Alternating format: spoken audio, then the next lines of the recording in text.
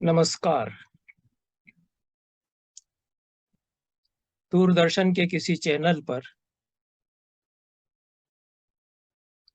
एक लोकप्रिय कार्यक्रम आता है, कौन बनेगा करोड़पति। बहुत लोग देखते हैं, कभी-कभी मैं भी देखता हूँ।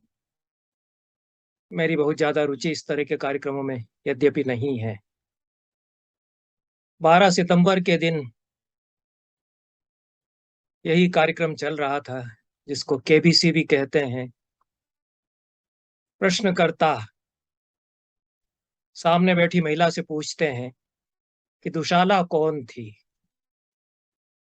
अमिताभ बच्चन सवाल करते हैं, कथित रूप से सदी के महानायक पूछते हैं कि दुशाला कौन थी? 4 उत्तर प्रदर्शित होते हैं। हिंदी में दुशाला लिखा हुआ था, जो सवाल था, दुशाला ही उन्होंने पढ़ा। तो मैं थोड़ा चौंका कि दुशाला क्या आ गया ये दुशाला किस महिला का नाम इसमें आ गया? 4 उत्तर जो नज़र आए उससे लगा कि बात है महाभारत के किसी पात्र के बारे में। अंग्रेजी में कुछ वर्तनी और थी। हिंदी में देवनागरी लिपि में जिसने उसको लिप्यंतर किया और अनुवाद किया, उसने दुशाला लिखा। वही अमिताभ बच्चन ने पढ़ा।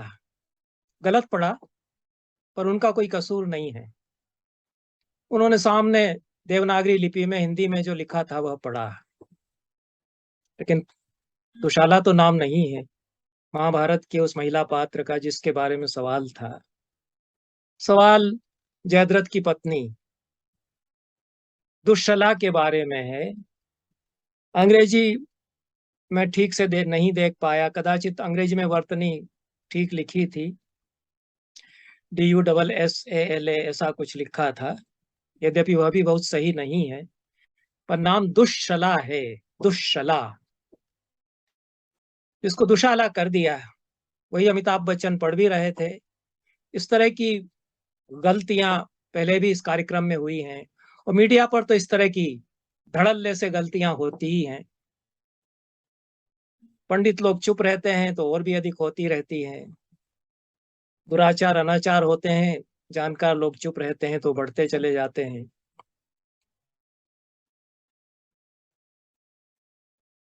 पौराणिक पात्रों के नाम बिगाड़ कर बोलना परंपरा का अपमान है, सरस्वती का अपमान है। दुश्शला को दुशाला कहना, यह महाभारत के साथ बदसलूकी है।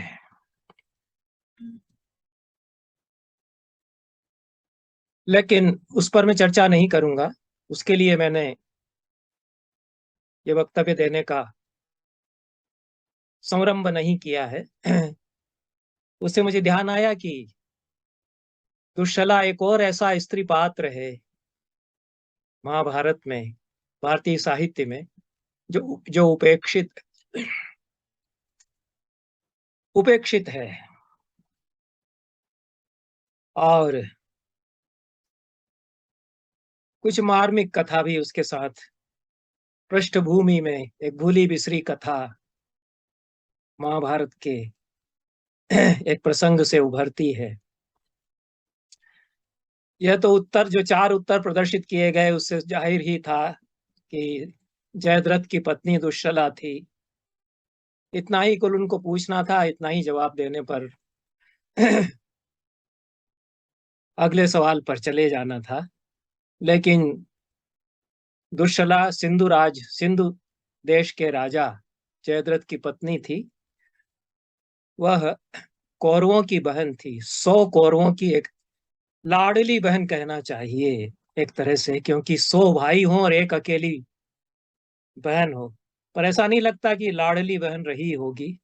एक तो नाम ही दुश्शला रखा है।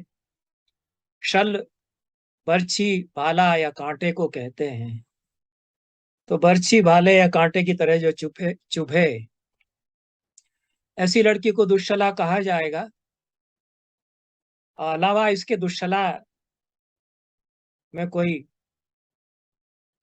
बड़े चारित्रिक दोष थे ऐसा तो कहीं सूचित नहीं होता।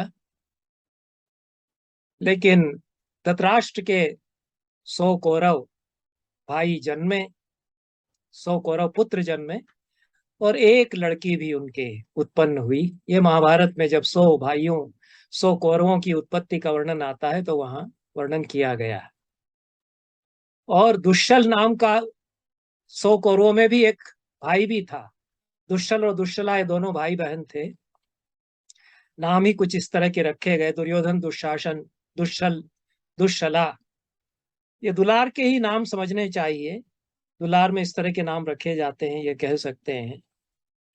पर दुष्यला का विवाह सिंधु देश के राजा जयद्रथ से बहुत चाव से दुर्योधन ने किया। जयद्रथ व्यभिचारी, कामुक और लंपट व्यक्ति था, दुष्चरित्र व्यक्ति था। यह महाभारत से सामने आता है। और वनवास में जब पांचों पांडव अन्यत्र कहीं गए हुए थे, द्रौपदी आश्रम में अकेली थी, तो उसको जबरदस्ती हाथ पकड़कर घसीटता हुआ जयद्रथ ले गया। उसके रूप पर आसक्त था, मोहित था। पहले उसने उसको बहुत रिझाने मनाने की कोशिश की, तरह तरह के लालच दिए कि ये जंगल में क्या कर रही हो, मैं तुम्हें रानी बना करके रखूंगा। जब द्रौपदी ने उसको बहुत लताड़ा तो उसने जबरदस्ती द्रौपदी का अपहरण किया। पांचों पांडव जब आए तो जैसा स्वाभाविक था, उन्होंने, उनको पता चला, वहां के लोगों ने, विशेष रूप से अयोध्या ने उनको बताया कि जयद्रथ बलात्कार पूर्वक ले गया द्रौपदी को। उन्होंने जयद्रथ का पीछा किया, उसको पकड़ा, अच्छी तरह से उसकी धुनाई हुई, द्रौपदी के सामने उसको प्रस्तुत किया गया और कहा गया कि जो आप सजा दें। द्रौपदी तो चाहती थी कि इसको प्राणांत कर देना चाहिए, ऐसे व्यक्ति को जीवन जीने का हक नहीं है। वो सही थी। युधिष्ठिर के सामने जब जयद्रथ गिड़गिड़ाने लगा तो उनको दया आ गई। युधिष्ठिर बड़े करुणामय, क्षमाशील थे। और दूसरी बात यह थी कि वो दुष्यला का पति है। तो कौरवों की बहन दुष्यला तो पांडवों की भी बहन है। पांडवों की भी कोई बहन नहीं। और 5 पांडव हुए, कुंती के 5 पुत्र हुए, 3 पुत्र और 2 पुत्र माद्री के, नकुल और सहदेव। इस तरह से 5 पांडव थे, पांडु की संतानें। उनके भी कोई बहन नहीं थी। तो युधिष्ठिर जो धर्म का विचार करते हैं, उनको लगा कि हमारा बहनोई है और इसका प्राणांत करना तो उचित नहीं है। तो उन्होंने कहा कि इसको ऐसा दंड दिया जाए जो प्राण हरण के समान हो। तो उसका सिर मुंडित करके बहुत अपमानजनक स्थिति में उसको निर्वस्त्र सा एक तरह से वहां से रवाना कर दिया गया। बात की कथा सभी जानते हैं कि उसने तपस्या की और वर पाया कि 4 पांडवों को वह हरा सकेगा। और फिर उसके कारण अभिमन्यु के वध में वह निमित्त बना। और अर्जुन ने प्रतिज्ञा की कि मैं जयद्रथ का वध कर दूंगा। जिस दिन अभिमन्यु का वध हुआ और वो लौट करके आए, उन्हें बताया गया कि कोई प्रवेश नहीं कर पाया चक्रव्यूह में, क्योंकि जयद्रथ उसके द्वार पर खड़ा था, वो हम लोगों को हरा देता था, उसको शंकर का वरदान है। तो अर्जुन ने प्रतिज्ञा की कि मैं जयद्रथ का कल वध कर दूंगा। इस घटना पर कई काव्य लिखे गए, उनमें कहीं दुष्यला का नाम नहीं। जैसे ही अर्जुन ने प्रतिज्ञा की, दुर्योधन के शिविर में तो बड़ा आनंद होने लगा, क्योंकि अर्जुन ने प्रतिज्ञा यह की थी कि कल या तो वध कर दूंगा जयद्रथ का सूर्यास्त होने के पहले, या स्वयं अग्निदाह में मर जाऊंगा। तो उन्होंने व्यवस्था करना आरंभ किया कि जयद्रथ को बचाया जाए, ताकि अर्जुन आत्महत्या कर ले, फिर सारे पांडव भी समाप्त हो जाएंगे और हम लोग स्वतः लड़ाई जीत जाएंगे।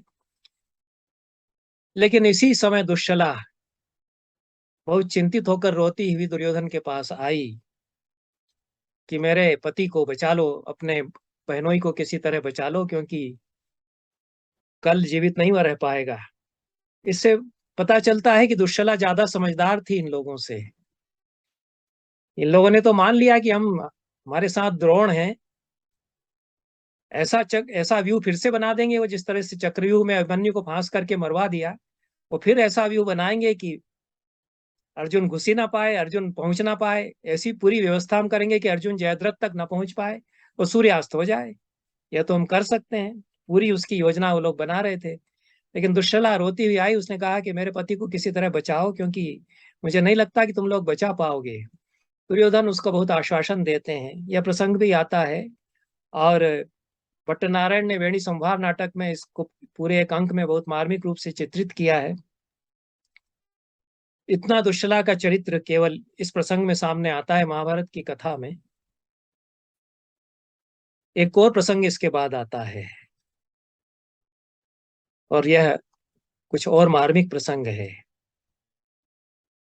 यह तो कथा सभी को विदित है कि सूर्यास्त के पहले अर्जुन ने जयद्रथ का वध कर दिया, दुश्शला विधवा हो गई। फिर महाभारत का संग्राम चलता रहा। द्रोणाचार्य का भी वध किया धृष्टद्युम्न ने, फिर कर्ण का वध किया, शल्य का भी वध हुआ। महाभारत का संग्राम समाप्त हुआ, युधिष्ठिर का राज्याभिषेक हुआ। फिर उन्होंने अश्वमेध यज्ञ किया। अश्वमेध यज्ञ में दिग्विजय की जाती है। सारे भारत पर विजय एक अश्व को छोड़ करके उसके द्वारा की जाती है। अर्जुन सेनानी थे। वो अश्वमेध यज्ञ जब युधिष्ठिर ने आरंभ किया तो दिग्विजय के लिए निकले। सारे राज्यों को जीतते हुए वे सिंधु देश तक पहुंच गए। वहां के सारे वीरों को उन्होंने समाप्त कर दिया और उन्होंने कहा कि हमारा जो परम शत्रु था, जिसके कारण मेरा बेटा निहत्था निर्मम रूप से क्रूरता पूर्वक और अत्यंत अन्याय पूर्वक मारा गया, उसका कोई वंशधर न बचे।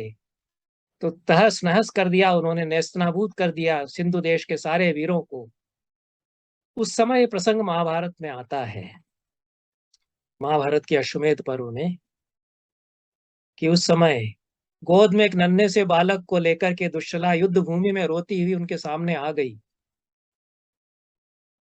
और उसने कहा कि मैं भी तुम्हारी एक बहन हूं, तो मेरा ये एकमात्र बच्चा, मेरी संतान जीवित है इस पूरे कुल में। अब तो मैं तुमसे भीख मांगती हूं कि इसको छोड़ दो।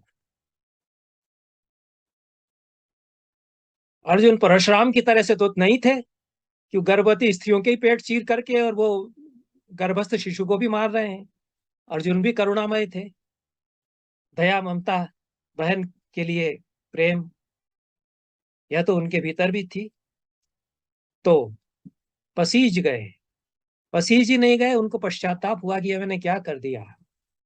ये लोग भी तो जैसे गीता उपदेश के पहले अर्जुन दुखी हो रहे थे कि अपने मेरे ही भाई हैं, ये मेरे ही चचेरे भाई हैं, इनको कैसे मारूंगा, उसी तरह से उनको पछतावा होने लगा कि मैंने अपने ही बहनोई के सारे कुल का नाश कर दिया, अब ये एक उसकी संतान बची है।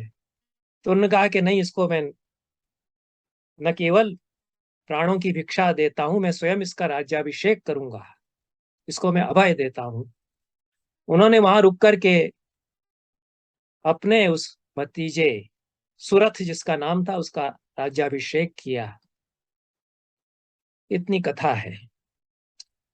लेकिन दुश्शला के बारे में बोलना इसलिए आवश्यक लगा कि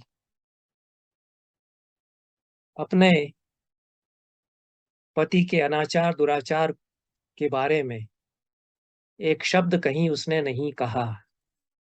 यह तो स्पष्ट है कि जयद्रथ लंपट और व्यभिचारी व्यक्ति था और ऐसे अपने पति को बचाने के लिए भी वह दुर्योधन के सामने फिर से गिड़गिड़ाई। एक स्त्री का जीवन, एक स्त्री के जीवन की करुण कथा कहीं न कहीं से दुश्शला के इस चरित्र में, इस प्रसंग में जो महाभारत में है और एक बहुत उपेक्षित पात्र के रूप में केवल झलक सी उसकी दिखाई गई है, उसमें आती है। बहुत बहुत धन्यवाद। नमस्कार।